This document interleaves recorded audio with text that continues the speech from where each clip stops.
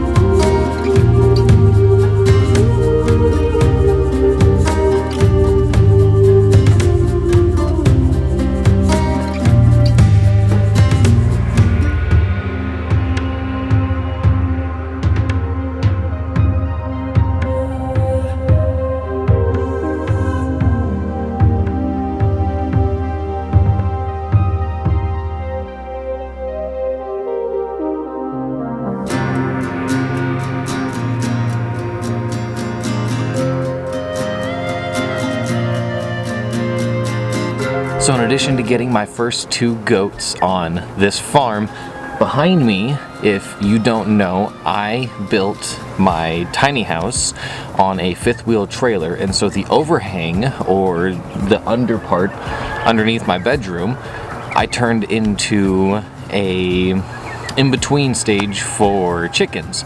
So not quite a brooder, that's what's sitting over here, and not quite the full chicken run, which is being upgraded in the very near future as well, but they're in their teenage years, so we had to have a spot where they could get full sized or grow to adulthood so they can join their sister flock, but they were definitely way too big for their first brooder that they were in.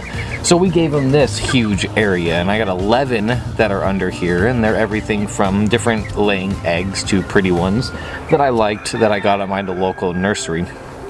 But with these hens adding to their sister flock, I will have 20 laying hens on this property.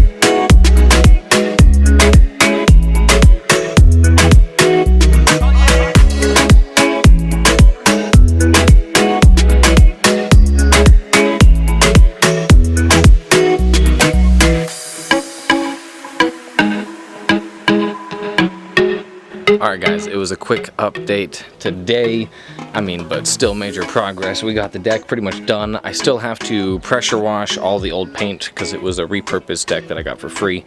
So I'm just going to pressure wash it, fushigi bonnet, which is burning the wood to carbonize the outer layer of the wood itself, and then I'm going to seal it with like linseed oil or an olive oil or something of the sort, and then that should give it another 5 or so years of use out of it. I also got a bunch of plants, like the 3 of the blueberry bushes, some oregano, some chives, some lemon fizz.